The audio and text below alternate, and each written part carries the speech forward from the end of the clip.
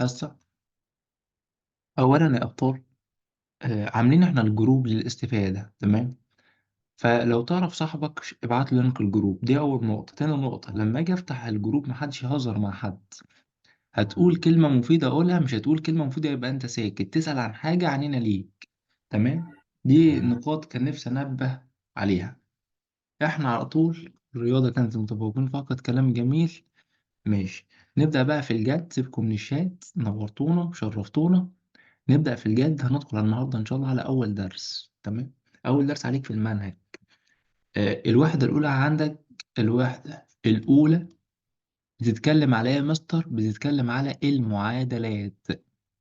كام درس يا مستر علينا؟ 3 دروس. ال3 دروس دول بيكملوا بعض. الدرس الأول بيكمل الدرس التاني، بيكمل الدرس التالت، كلهم في نفس النقطة: إزاي نحل المعادلات. خلينا يا مستر في الدرس الأول. الدرس الأول بقى عبارة عن إيه؟ عبارة يا سيدي عن حل معادلتين مع بعض. حل معادلتين، بس المعادلات أنواع. فإيه النوع اللي إحنا هندرسه إن شاء الله؟ حل معادلتين من الدرجة الأولى. من الدرجة الأولى. في كام متغير يا مستر؟ في متغيرين. في متغيرين. أبسط لك أنا الدنيا وأفهمك دلوقتي العنوان نقطة نقطة. لو جيت أنا قلت لك س ناقص الصاد بيساوي 1، وس زائد الصاد بيساوي 3. اللي أنت شايفه ده اسمه معادلة، تمام؟ اللي هو س ناقص صاد بيساوي 1 دي معادلة أولى، وس زائد صاد بيساوي 3 دي معادلة تانية. يبقى أنت دلوقتي معاك كام معادلة؟ معايا معادلتين يا مستر. هو بقى بيسألك إزاي نقدر نحل المعادلتين دول مع بعض. يبقى سؤال النهاردة: لو قدامك معادلتين إزاي نقدر نحلهم مع بعض؟ يا سيدي أنا أعلمك طريقة سهلة جدا. طالما هنا سالب صاد وهنا موجب صاد، فأقول له بجمع المعادلتين، يبقى الحل بالجمع. بس يا مستر، بس يا سيدي. فسين وسين تلاقيها 2 س. طب 3 و1 بيساوي إيه؟ 4 يا بيه. 2 س بيساوي 4، يبقى السين بيساوي 2 عشان 2 في 2 بيساوي 4. كده أنت حليت نص إيه؟ نص مسألتك. النص التاني هو إيجاد قيمة الصاد. هجيب الصاد ازاي يا مستر؟ هتجيب الصاد انك تعوض في المعادلة الأولى أو تعوض في المعادلة التانية. السين بيساوي 2، أنا مثلا حابب أعوض في المعادلة رقم 2، فأشيل السين وأحط 2 زائد الصاد بيساوي 3.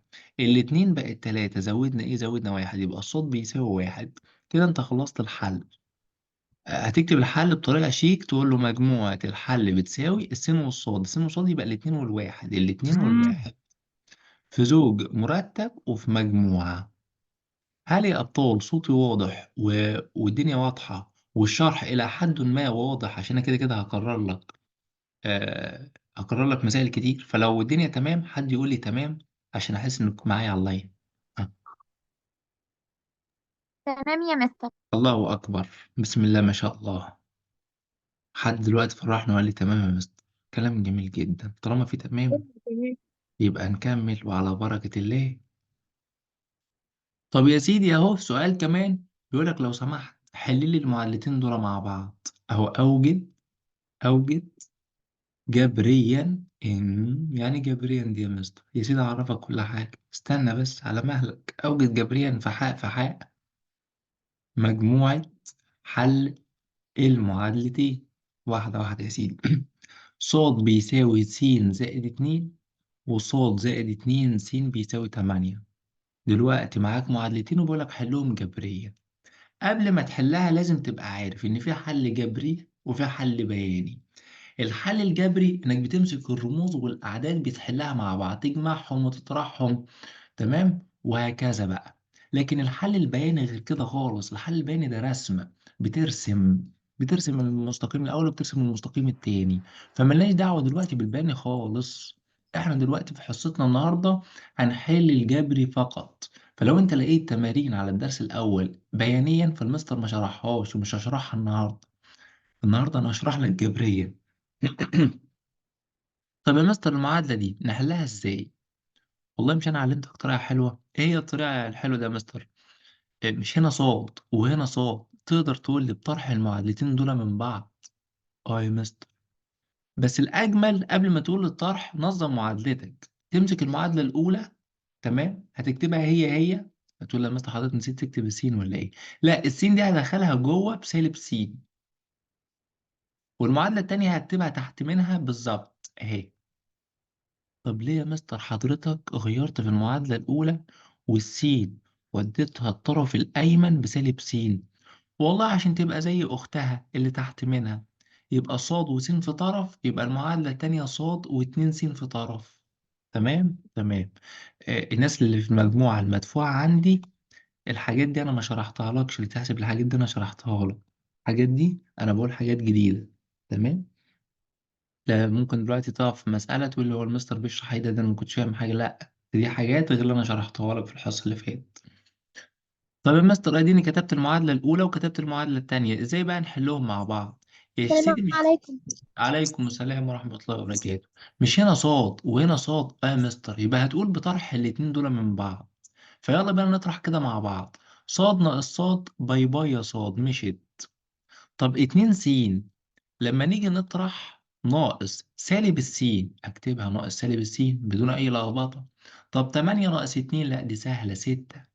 يبقى اتنين س ناقص هيدخل في السالب يبقى موجب س بيساوي ستة. اتنين س وس اجمع معايا كده هتلاقيهم تلاتة س. طب تلاتة س بيساوي ستة، يبقى الس بيساوي اتنين يا بيه. مستر حضرتك عملت ايه؟ جبت لك السين، مش هو بيقول لك حل؟ ما هو حل المعادلة يعني ايجاد قيمة السين والصاد. انا جبت لك دلوقتي السين وعايز مني الصاد، اروح اعوض في اي معادلة في الدنيا قدامك. يعني ينفع تعوض في دي او في دي او في دي او في دي، بس انا حابب دي الصراحة فانا هعوض فيها. اللي هي بتقول لي فوق صاد بتساوي السين زائد الاتنين، السين باتنين يبقى اتنين واتنين بيساوي ايه؟ اربعة يا بيه.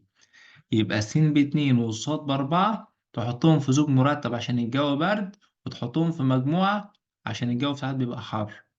وخلصت المسألة.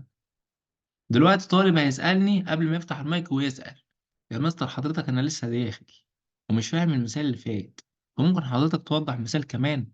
حاضر يا سيدي أنا سمعتك، أدي مثال كمان. بيقول لك اتنين س ناقص ص بيساوي خمسة، وس زائد الصاد بيساوي واحد. أوجد إيه ايه ده؟ مجموعة يبقى كده الحل يا بيه؟ الاول حاضر ولا يا ازاي؟ سيدي، أنت بوظت الدنيا يا سيدي خالص. الله يسامحك. طب اقفل المايك واتكلم براحتك، مفيش مشاكل.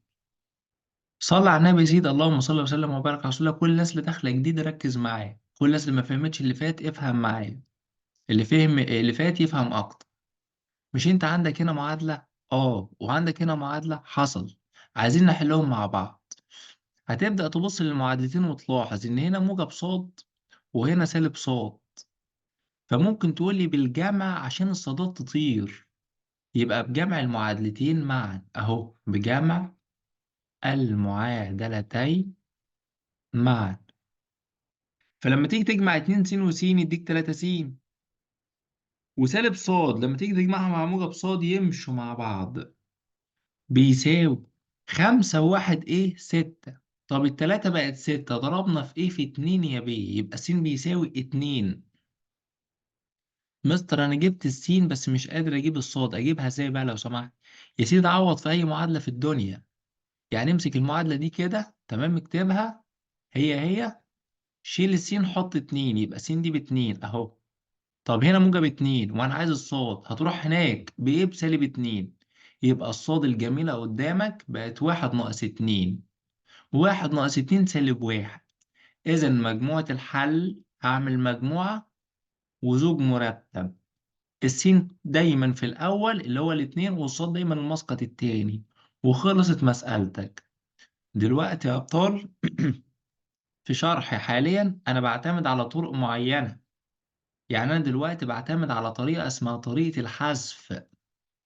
طب في طريقة تانية يا مستر؟ اه في طريقة تانية ما جبتش سيرتها، اسمها طريقة التعويض. فدلوقتي انا بمرنك على حاجة معينة، بعد ما تتقنها هدخلك في الطريقة التانية. طريقة الحذف بتعتمد عليها يا مستر ان هنا في موجب صاد وهنا في سالب صاد، فاقول له بجمع المعادلتين مع بعض. طب يا مستر اديني مثالين تلاتة اربعة كمان. حاضر يا مستر سيدي. معلش، اتفضلي. هو انا المثال اللي فات مش فاهمه قوي، ممكن تعيده تاني؟ طبعا طبعا. أهو مثال شبهه كمان أهو، س زائد الصاد بيساوي 4، واتنين س ناقص الصاد بيساوي 5. بيقول لي لو سمحت أوجد مجموعة الحل. نحل الكلام ده إزاي؟ هو كده السؤال خلص. الإجابة بقى، هروح ألاحظ إن هنا موجب صاد وهنا سالب صاد، فإحنا عايزين لا إما نطير الصاد لا إما نطير السين، عشان السين والصاد مع بعض عاملين صداع في المسألة. يبقى لا إما نطير السين لا إما نطير مين؟ الصاد. الأسهل نطير السين ولا الصاد يا أبطال؟ لا يا مستر الصاد. ليه؟ لما حضرتك تجمع الاتنين دول هتلاقي س واتنين س تلاتة س، الصاد هتروح مع سالب صاد يبقى يبقى اختفت لازم تماما. أقول تمام. وتسمع عشان كده اسمها طريقة الحذف. اللي فتح المايك ايه في المايك؟ 4 و5 بيساوي ايه؟ 9. يبقى انا جمعت السين واتنين س، جمعت 4 و5. هتقول لي نسيت تكتب الصاد، اقول لك انت مش مركز ليه؟ ما الصاد مع سالب صاد مشت. فين دماغك؟ فين تفكيرك؟ 3 س بيساوي 9، يبقى الس بيساوي 9 على 3 فيها 3، يبقى الس بيساوي 3. كده احنا مسألتنا خلصت. كل اللي عليك تعمله هتعوض في أي معادلة براحتك. أنا حابب أعوض في الأولى مثلا، هتشيل السين. حاضر يا سيدي، هقفل لك أنا المايك. حاضر، عينيا ليك. حاضر. السين بتلاتة أهو، زائد الصاد بيساوي 4. إيه اللي أجمعه على التلاتة عشان تبقى 4 و1؟ يبقى الصاد بواحد، يبقى مجموعة الحل هعمل مجموعة زوج مرتب 3 و1. خلص المسألة. لو سمحت اللي فهمها بس يقول لي تمام يا مستر.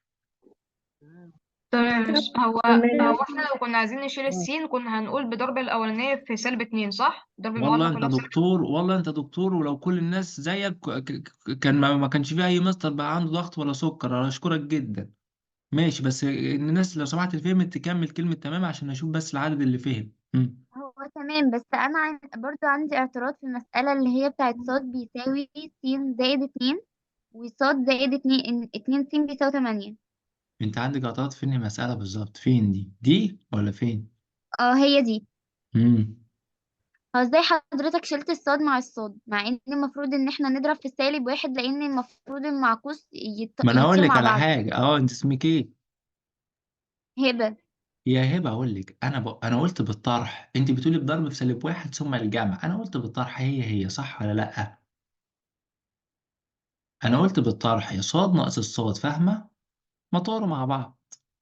يبقى مش لازم اقول بالضرب في -1 ثم الجمع. مش انت تقصدي كده ان انا لازم اضرب في -1 واجمع ايوه يا مستر؟ بالظبط، انا قصدي كده. اه لا، انا اختصرتها بقى، اختصرتها قلت ايه؟ بالطرح على طول. فصاد ناقص صاد، 2 س ناقص سالب س، شايفه بقت ايه؟ بقت 3 س. 8 ناقص 2، فهي هيها بالظبط. وصلت ولا ربع ربع؟ لا، وصلت. طب تمام زي الفل. كلام جميل. اتأكد 100% لو انت مستواك فوق المتوسط هتفهم. لو انت مستواك ضايع في الرياضة تماما صراحة مش هتفهم، ما تضحكش عليك. عشان الترم التاني مش محتاج حد يبقى ضايع ويتأسس من البداية، لا ده وضع تاني. ده وضع محتاج انك تاخد درس برايفت عند مستر طويل البال، تمام، صحته حديد. لكن طالما انت فوق المتوسط 100% هتفهم بإذن الله، وانا عينيا ليك طول ما انت محترم. مديك يا سيدي معادلتين قدامك، بيقولك لو سمحت حلهم. وانا دلوقتي بحل بطريقة الحذف بس عشان ما لخبطكش بطريقة التعويض، ومالكش دعوة بأي طريقة تانية. انت افهم الطريقة اللي انا بشرحها لك حاليا، الطريقة التانية هعملها لك في فيديو تاني مخصوص. يا سيدي المعادلة الأولى دي شفتها، والمعادلة التانية دي شفتها. لازم أجيب حاجة عكس حاجة. يعني هنا س وهنا 2 س، لا ما ينفعش. لازم في واحدة تبقى 2 س يبقى التانية سالب 2 س. يبقى أنا لازم أعكس معامل، لا إما س لا إما الصاد. طب هنا 2 س يا مستر، يبقى أنا لازم هنا يبقى سالب 2 كمان مرة. هنا 2 س يا مستر، يبقى لازم المعادلة الأولى تبقى سالب 2. طب إزاي أخليها يا مستر سالب 2؟ اضرب في سالب 2. يبقى أنا أمسك المعادلة دي وأقول بالضرب في -2، فس تبقى سالب 2 س. طب صاد تبقى سالب 2 صاد. طب بيساوي 3، يبقى 3 في -2 بسالب 6. يبقى أنا مسكت كل حد ضربته في -2، وأنا بحب يوم الاثنين. طب وبعدين يا مستر بعد ما عملت بقى الحركة دي، يعني هل ليها لازمة؟ طبعا. هقول لك ليه. هجمع المعادلتين دول مع بعض، وعشان يبقى الجمع سهل عليك همسك المعادلة دي كده اهو، واكتبها لك فوق منها وتحت منها براحتي، ايا كان، بس عشان تبقى سهل عليك اهو. اجمع معايا كده يا سيدي. 2 س، يا دنيا ما تكتبيش يا دنيا على السبورة. 2 س ناقص 2 س باي باي صفر. باي. طب سالب 3 صاد وسالب 2 صاد، يبقى سالب 5 صاد. طب 1 ناقص 6 سالب 5. سالب 5 صاد بيساوي سالب 5، بتاخدها من 6 ابتدائي. يبقى الصاد بسالب 5 على سالب 5 بيساوي 1 صحيح. جبت الصاد، ألف ألف مبروك. خلاص أنت يعتبر بتفنش مسألتك. هتجيب السين، هجيبها منين يا حتة مصر؟ ده في زحمة قدامي، حضرتك مش ملاحظ الزحمة؟ يا سيدي عوض في أي معادلة في الدنيا، أعوض في أي معادلة في الدنيا. أنا حابب أعوض في المعادلة الأولى دي براحتي. هكتب س زائد الصاد بيساوي 3. مستر حضرتك كتبت واحد ليه؟ المفروض س زائد الصاد. يا سيدي ما الصاد هي الواحد، أنا شلت الصاد حطيت واحد. إيه اللي أجمعه الواحد يدينا 3 2، يبقى الس بيساوي 2. يا رب تكون سامعني يا حسين. يبقى الس باتنين والصاد بواحد، أجي في الآخر أقول له مجموعة الحل بتساوي. لازم تعمل زوج مرتب ولازم تعمل مجموعة. يا مستر طب أنا نسيت حاجة فيهم، هتنقص يا جميل، تنقص عادي خالص، انسى وانقص. لازم مجموعة وزوج مستر. مرتب. 2 و1. خلصت المسألة. قبل ما حد يسألني لو سمحت، اللي فهم يقول لي تمام، بعد كده الناس اللي عايزة تسأل تسأل، بس اللي فهم يقول لي تمام الأول. تمام. تمام. انا البرنامج كل شويه يطلع لوحده كده مش تمام. عارفه ليه. كلام جميل، تمام يا الله مستر. اكبر الله اكبر. في ناس جميله بترد، ولما المستر يكلمك المفروض انت برضه تفتح المايك وترد عليه. ده بيعمل ايحاء في مخك كده ان شاء الله، يعني تفهم زياده باذن الله. فدي حاجه حلوه، لكن الناس السلبيه تمام اللي يا ما مستر. بتردش خالص فدي حاجه عيب فيك لازم تغيره. تمام. يلا بينا يا سيدي مساله تاني اهو، عشان خاطر مستر، عيونك الحلوين، اتفضلي. هو في 3 مسائل انا ما كنتش عارفه، مش عارفه احلهم. لا فكره مش هو عارف واجب من احل على مساله اليوتيوب مش فانا مش عارفه دلوقتي. احلهم بصراحه. مفيش مشاكل، حاضر. فكرة يا أبطال أنا مش عارف مسألة، مش وقتها دلوقتي. أنا دلوقتي بشرح حاجة معينة. عارفة إمتى؟ أنزل لكم حصة مخصوص للأبطال اللي عندهم أي استفسار. ايوه، ما هي. يا أبطال هنزل لكم حصة مخصوص، تمام، للناس اللي عندها استفسارات مثلا على الدرس الأول. هدخل بحيث اللي ما عندوش أي استفسار ما يضيعش وقت معانا. تمام، لكن الحصة دي دلوقتي المستر بيشرح نقطة معينة. تمام، وصلت ولا برضو عايزة في حاجة؟ مم. تمام يا مستر، تمام، انا عينيا ليكو طول ما انت محترم يا سيدي. يلا بينا نحل بقى الاتنين دول مع بعض. مش هنا 2 س؟ يبقى لازم هنا يبقى سالب 2 س. طب همسك ده اضربها يا سيدي في سالب. اضرب في سالب ولا يهمك. يبقى السين تبقى سالب 2 س. طب 2 ص تبقى سالب 4 ص، انا بضرب في سالب 2. طب سالب 3 في سالب 2 تبقى موجب 2 في 3 ب6 بيساوي صفر. المستر علم مرة قادمة، ماشي، شكرا جدا. اوعى حد بس نتأكد. طريقة التعويض لسه مش النهاردة يا جميل، ممكن النهاردة لو لقيت الناس كويسة في الحاسب ندخل في التعويض على طول. بس أنا حابب إيه النقطة اللي أنا أشرحها يبقى كل الطلاب فاهمينها، وما نكروتش أي حاجة الصراحة. تمام، والوقت عندنا طويل، وهعمل لكم حصص كتير بإذن الله على حسب وقتي. كلام جميل. يبقى س بقت سالب 2 س، و2 ص بقت سالب 4 ص، وسالب 3 بقت موجب 6. يا سيدي ادي المعادلة الأولى أهي. اكتب لي المعادلة دي تحتها عشان تبقى سهل عليك اهي. 2 س زائد الصوت بيساوي صفر. اجمع الاتنين مع بعض فتلاقي ده راح مع ده عشان الاتنين عكس بعض، وتلاقي سالب 4 صاد وصاد يديك سالب 3 صاد. بس في هنا موجب 6، لو سمحت ما تنساهاش، ما تنساهاش، ها، ما تنساش حاجة. حلو. مش سالب 3 صاد يروح هناك بموجب 3 صاد، حصل بيساوي 6. طب 3 بكام؟ يديك 6. 3 في 2 يبقى الصاد بإيه؟ ب2 يا بيه. جبت الصاد هات لي السين. أنا حابب أعوض هنا. 2 س زائد الصاد عشان لو أكتب 2 بيساوي صفر. يبقى 2 س بيساوي موجب 2 هتروح هناك بسالب 2، ونقسم على 2 يبقى س بيساوي سالب 2 على 2 فيها سالب 1. أجي في الآخر أقول مجموعة الحل هي سالب 1 والاتنين. الاتنين زوج مرتب ونعمل مجموعة، وانتهت مسألتنا الجميلة.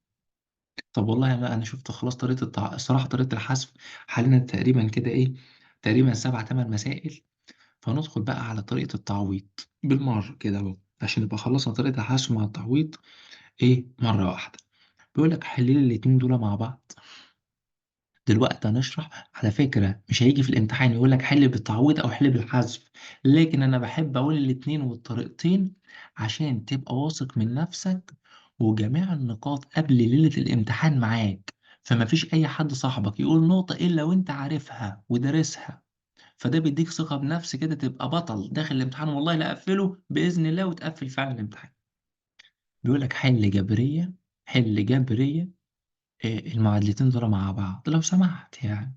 ص بيساوي 7 - س، تمام، وص -2 س بيساوي 1. واحدة واحدة يا سيدي. هو بيقول لك حل جبرية. هنا بقى هشتغل بطريقة جديدة، طريقة تعويض لذيذة جدا برضه.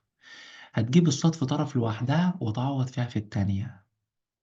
أنا هقول لك سؤالك اللي أنت هتسأله دلوقتي، إشمعنى الصاد يا مستر؟ لا يا سيدي، ممكن السين عادي خالص.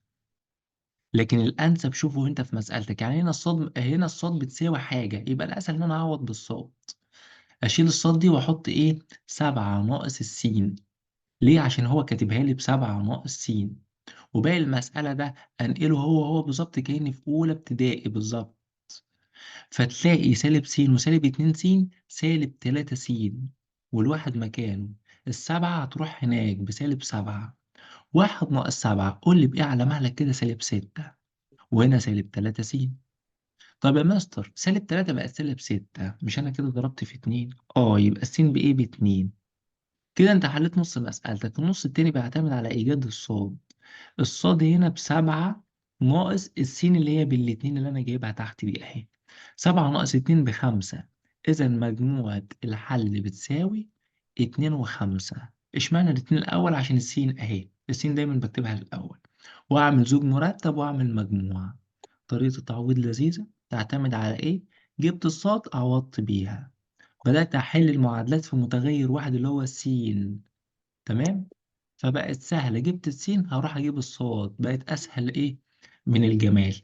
الناس اللي فهمت تقول لي تمام عشان ندخل لمسألة كمان. تمام. تمام يا مستر. الله تمام أكبر، يا مستر. بسم الله ما شاء الله، اللهم بارك. لا، تمام كلام يا جميل، كلام مستر. جميل. أدي يا تمام. سيدي. تمام يا مستر. وأنا كده كده إن شاء الله يعني بإذن الله هحاول أنزلها لكم على اليوتيوب. عشان في ناس الصراحة يعني بتقول لي يا مستر أنا بفهم من تاني مرة، أقول له يا سيدي عادي أنزلك على اليوتيوب اسمعها مرتين، مفيش مشاكل. س زائد الصاد بيساوي 5 وس ناقص صاد بيساوي 1. بيقول لك لو سمحت حل لي دي. أنت شايفها كده الأسهل طريقة الحذف ولا طريقة التعويض؟ الصراحة الحذف. هتقول لي عرفت منين؟ هقول لك هنا موجب صاد وهنا سالب صاد. طالما حاجة عكس حاجة يبقى أحذف. أحذفهم اتنين، أحذفهم زي هجمع، أقول س وس 2 س، وخمسة وواحد 6. يبقى السين ب3، أعوض في أي معادلة. السين دي ب3 زائد الصاد ب5. التلاتة بقت 5، يبقى الصاد ب2. يبقى الحل 3 و2. خلصت يا مستر. يا مستر حضرتك دلوقتي في طريقة التعويض ليه حليت هنا بالحذف وحذفت الصاد من الكلام وخليت المعادلة بسين بس؟ ليه اشتغلت على طريقة الحذف؟ عشان هي أنسب هنا. طب أنا هحل بالتعويض صح 100%، مفيش أي مشاكل. طيب مسألة كمان. بيقول لك الصاد ب2 س ناقص صاد بيساوي 3، أوجد مجموعة الحل. هنا سؤال سهل وبسيط جدا. الصاد ب2 هو مش راضي يتعبك، جاب لك مجهول فيهم، انت دوبك هتجيب السين. يبقى انا همسك المعادله دي اكتب س ناقص الصاد اللي هي بالاتنين بيساوي 3. سالب 2 تروح هناك بموجب 2 مع 3 يبقى بيساوي 5 على طول. يبقى مجموعه الحل بتساوي مجموعه زوج مرتب 5 و2.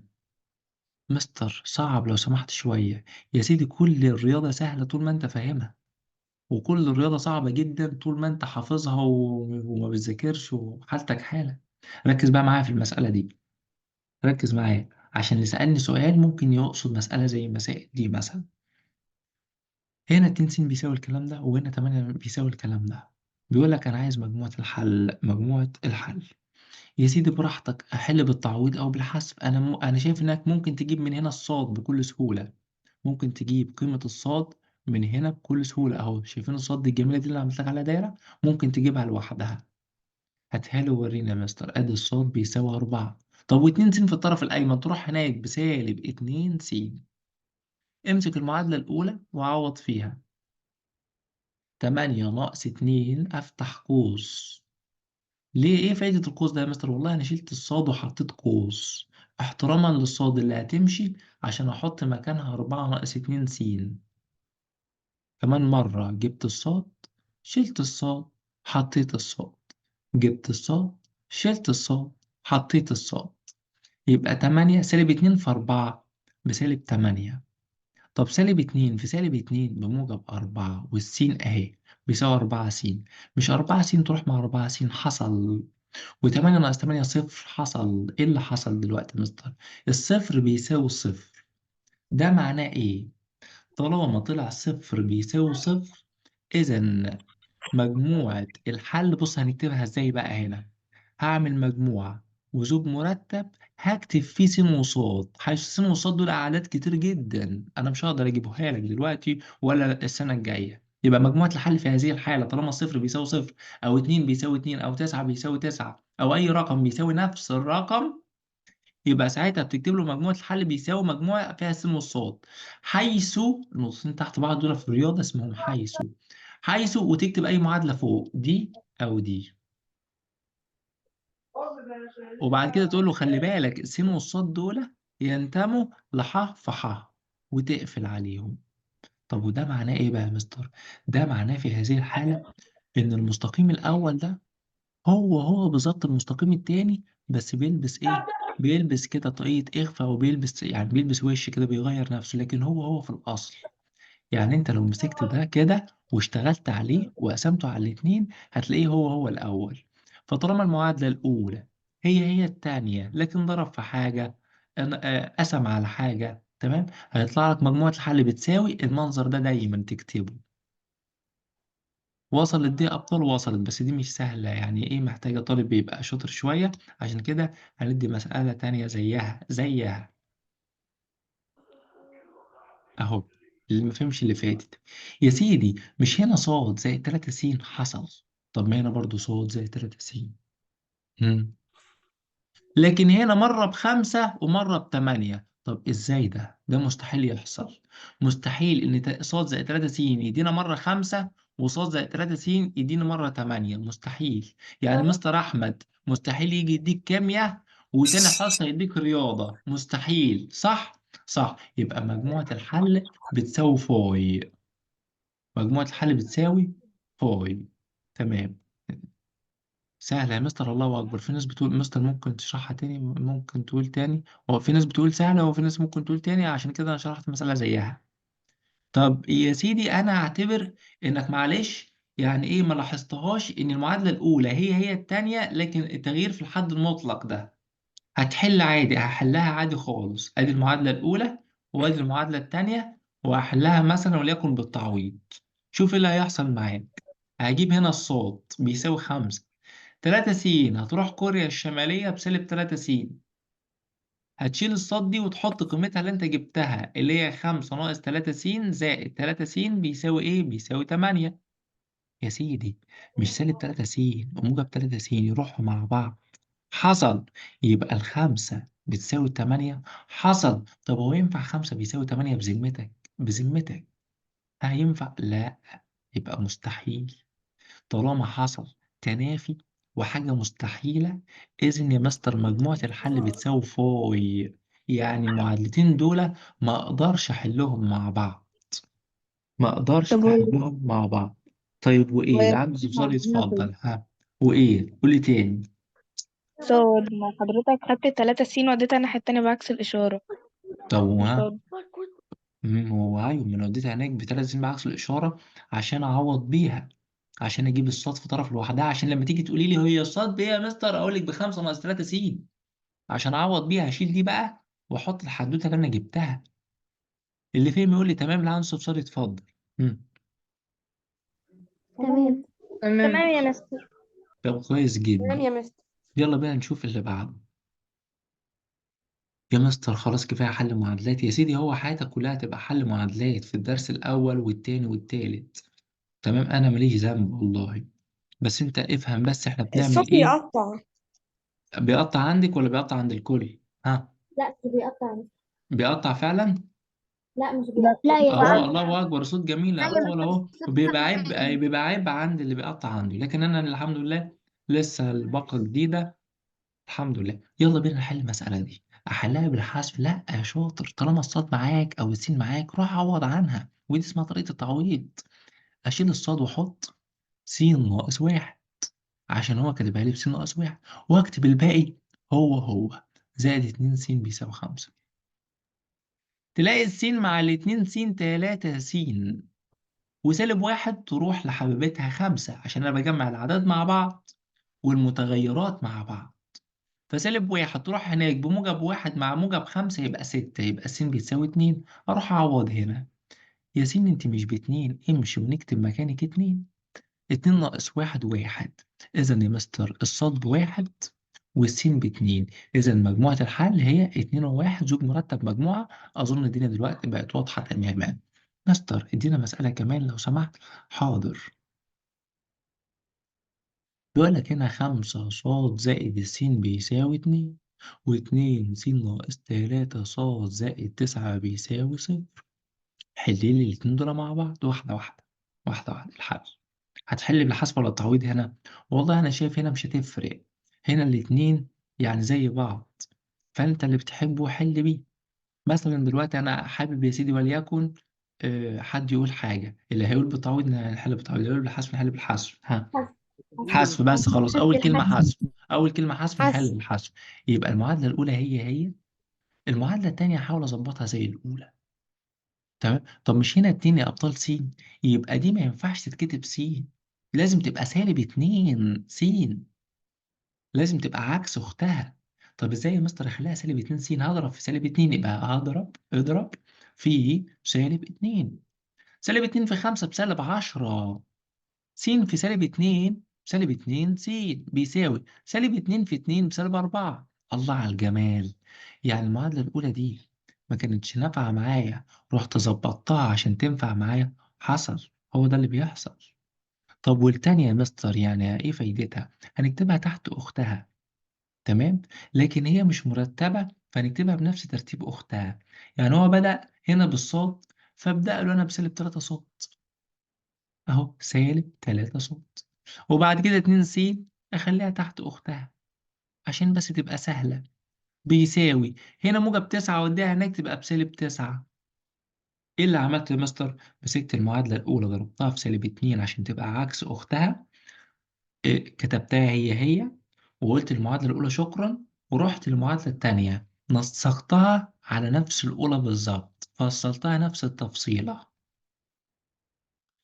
طب هنا سالب 2 س مع موجب 2 س مش صفر؟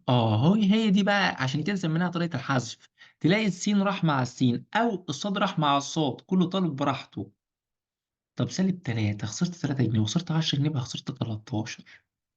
سالب 9 وسالب 4 سالب 13. انا عايز الصاد بايه؟ بواحد يا بيه، ما سالب 13 هي سالب 13، يبقى الصاد بواحد. طب انا عايز اجيب السين، عوض في اي معادله في الدنيا. طب انا حابب اعوض مثلا يا مستر وليكن في دي مثلا، ينفع اهو. مكتوب ايه بقى في المعادله دي؟ مش مكتوب قدامك 5 صاد؟ هكتب 5 صاد اللي هي 5 في 1 اللي هي 5، زائد س بيساوي 2، هكتب زائد السين بيساوي 2. موجب 5 تيجي هنا بسالب 5. 2 ناقص 5 سالب 3. إذا مجموعة الحل بتساوي سالب التلاتة بتاعت السين قصاد بواحد زوج مرتب مجموعة. لو سمحت اللي فهم يقول لي تمام، اللي عنده صورة اتفضل. تمام. تمام. تمام. الله تمام. أكبر، بسم الله ما شاء الله. اتفضلي اتفضلي. هو احنا ضربنا في -2 عشان احنا بناخد اللي هي س، يعني احنا بنشوف في الحذف اصلا س هي اللي بكام، صح؟ أيوه، ومش شرط تقدري تشتغل على الصاد براحتك as you like. تمام، دي حاجة، دي حريتك. بس أنا قلت إيه؟ أنا قلت لو رحت للصاد هبهدل نفسي، هنا 5 صاد وهنا سالب 3 صاد، يا نهار أبيض. هتعب، ممكن أضرب واحدة في 3 والتانية في 5، تبقى صعب عليكم. تمام، لكن أنا قلت الأبسط نروح للسن الجميلة نخليها سالب 2 وخلصت، عشان نخليهم عكس بعض. وصلت النقطة دي؟ اه وصل. شكرا. تمام، كلام جميل، الشكر لله. ندي بقى مسألة، المسألة دي مش هيفهمها إلا اللي مستواه عالي. تمام، يلا. حتى اللي مستواه عالي ممكن يقول يا مستر دي تافهة، بس اللي مستواه متوسط ممكن تبقى بالنسبة له صعب. بيقول لي حل لي الاتنين دول مع بعض يا سيدي. قلت له مفيش مشاكل. هنا مديك المعادلات بصورة غريبة شوية. فانت عشان تخليها معادله في صوره جميله، برايي ان انا امسك المعادله الاولى دي اضربها في 6، فس على 6 تبقى س، و6 على 3 تبقى 2 صاد. انت قلت مضاعف مشترك اصغر، ها؟ ايوه. والله ابغى اعطيك سياره هديه، والله ابغى اعطيك جوال هديه، وستة في تلت باتنين. ودي المعادلة الأولى بقت سهلة. ونمسك المعادلة التانية نضربها برضه في 6 عشان المقامات دي تمشي. فنضرب هنا في 6 وهنا في 6 وهنا في 6. 6 على 2 فيها 3، و6 في 2 ب12 على 3 فيها 4، و6 في 1 ب6. بس بقت مسألة عادية. هتحل يا مستر بالحذف ولا بالتعويض؟ يا سيدي أنا هحل بالحذف خلاص. تمام. تمام. هتحل بقى ازاي بالحذف يا مستر عشان افهمها منك؟ هنا س وهنا 3 س، ما يرضنيش الكلام ده، فانا امسك السين اضربها بسالب 3، يبقى 2 في سالب 3 بسالب 6. انا بضرب في سالب 2، سالب 2 في 2 بسالب 4، والاتنين دول اجمعهم مع بعض فتلاقي ده راح مع ده، وسالب 6 صاد و4 صاد يديك سالب 2 صاد، وسالب 4 و6 يديك 2، واقسم على سالب 2 يبقى الصاد 2 على سالب 2 فيها سالب 1. انت حليت يعتبر المسألة. طب اجيب ازاي يا مستر السين؟ اعوض في معادلة، هعوض في دي. ادي السين، الصاد بسالب 1، 2 في سالب 1 بسالب 2 بيساوي 2، سالب 2 تيجي هنا بموجب 2، يبقى س بيساوي 4. إذا مجموعة الحل بتساوي 4 وسالب 1، يعني مجموعة وزوج مرتب، وانتهت المسألة. أولا البي دي إف إن شاء الله هنزله لك اللي فيه شرح جميع المسائل. ثانيا الفيديو، حاضر بس هكمل الجملة عشان الفيديو ممكن يفصل. ثانيا الفيديو هنزله لك على اليوتيوب ان شاء الله. ثالثا طول ما انت ملتزم معايا هتلاقيني اي وقت انا معاك، طبعا مش في الغش، في الاستفادة، يعني انا افيدك في اي وقت. تمام. تحت امرك طول ما انت محترم. اي حد عنده استفسار يتفضل، لو الفيديو قفل فالحصة انتهت. يا قول مستر هو تاني. مش عندي استفسار بس عندي سؤال برضو مش عارفة احله. اتفضلي قولي. سيف الله صوتك واطي يا سيف الله، اظن انك سيف الله بصوتك واطي جدا. اللي قالت عندها سؤال تتفضل. يا مستر. مستر مستر اقول السؤال ولا؟ قولي السؤال، قولي السؤال. السؤال بيقول س أس 2 لا، ناقص ص سين أس أس 2. 2 ده سين أس 2 ده في المعادلة التانية، قوليها ها، سين